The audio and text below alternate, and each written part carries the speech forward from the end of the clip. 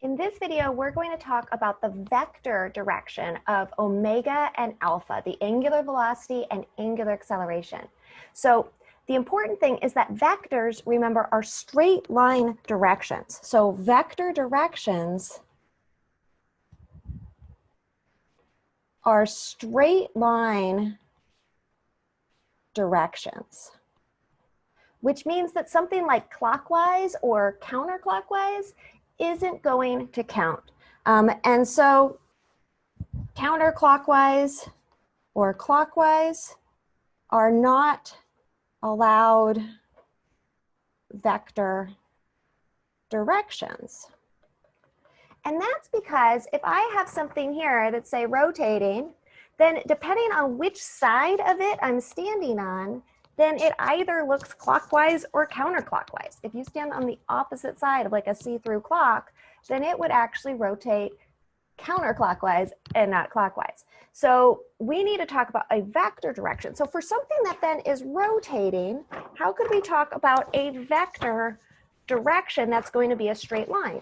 And it turns out that the constant that has to do with the rotation is going to be along the axis of rotation. So for example, my pen here is along the axis of rotation in that motion. So what's going to happen is that all vector directions, so instead of using clockwise and counterclockwise, then all vector directions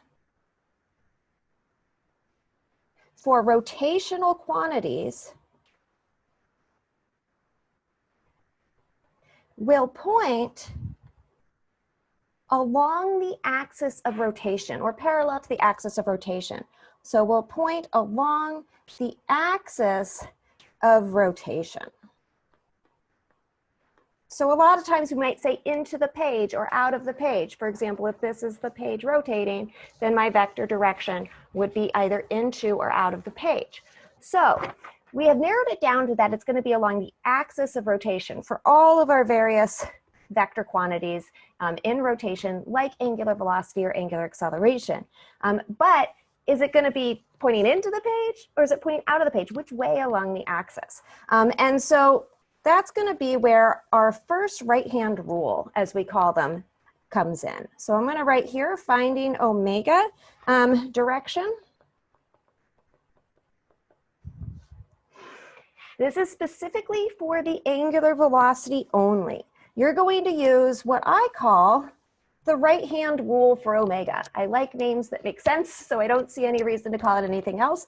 There are a couple right-hand rules that you'll encounter in physics and math. I like to be clear as to when each is useful. So this is the right-hand rule for omega, as I like to call it. So I'm going to demonstrate it, and then I will write it down on the screen what it is. So I'll demonstrate it in the video. So I have this, say, direction of rotation, where this would be rotating in the direction the arrow shows. I'm going to take my right hand. It's important. That's why it's called a right-hand rule. And I'm going to put it out like an L. So my thumb is out like that. And then all I'm going to do is pretend there's little arrows on the tip. I'm going to keep my thumb out. I'm going to pretend there's arrows on the tip of my fingers. And then I'm going to just curl my fingers in the direction of rotation, kind of like that. So basically like just putting my fingers like this and then rotating in the direction of rotation, as if there's little arrows on the tips of my fingers. Now, why did we do this? We did this because my thumb is now pointing in the direction of omega. So the direction my thumb points, in this case into the page, is the direction of the omega. So omega here would point into the page. If I had something that was rotating the other way, then instead of into the page, say towards me, then omega would point out of the page. Okay, so that's the right-hand rule. I'm going to basically summarize it here so you can just have it in your notes. You're going to curl the fingers of your right hand in the direction of rotation while you're keeping your thumb out. And then the direction of your thumb is the direction of omega. So just so also in your notes, you have some sort of reference points to check that you're doing it right. Let's go ahead and basically look at the two examples where we either have something that's going to be rotating clockwise or we have something that's going to be rotating counterclockwise as viewed by us. So in this first one, over here on the left, what's going to happen is I am going to then curl my fingers in the direction of omega. And what I would find is that my thumb is pointing into the page as I make that motion. So for this one here, I have that omega is into the page. And for the one that is rotating counterclockwise, I would put my fingers in the direction of motion. And again, you can see then that my thumb would point out of the page. So this one would be omega is out of the page.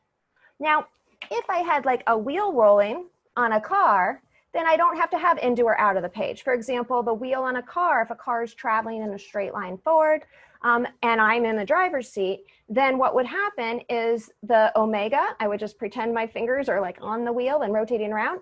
The omega for all of the wheels would point towards my left, right? Because that would be the direction my thumb points as I use my right hand rule. All right, so that's the direction of the angular velocity. What about the direction of the angular acceleration? So finding the direction of alpha. Now, this goes back to the very beginning of this course when we just talked about what are velocity and acceleration. And how do they relate to each other? So remember that we talked about if the acceleration and velocity are in the same direction, then you're speeding up. It doesn't matter if the velocity is negative and the acceleration is negative, you're speeding up in the negative direction. If the velocity is positive, the acceleration is positive, you're speeding up in the positive direction, right? If you're perpendicular, that's when you get circular motion. So if the velocity and acceleration are opposite directions, then you are slowing down. Same thing works in rotation. In rotational world, it's the same thing. So if something's spinning, you know, with an omega that's into the page, then if alpha is also into the page, then it's going to be speeding up its rate of rotation. If alpha is opposite omega, it's going to be slowing down. So what you need to do to find the direction of alpha is to first find the direction of omega and then decide, is it speeding up or slowing down? So first, you're going to do find the direction of omega. And then if it's speeding up, then alpha has the same direction as omega. And if it's slowing down, then alpha will be the opposite direction of omega. And if it's constant speed, just like always, that means the acceleration would be 0. So the direction of the acceleration very much depends on whether or not it's speeding up and slowing down, and then how it relates to omega. All right, let me know if you have any questions.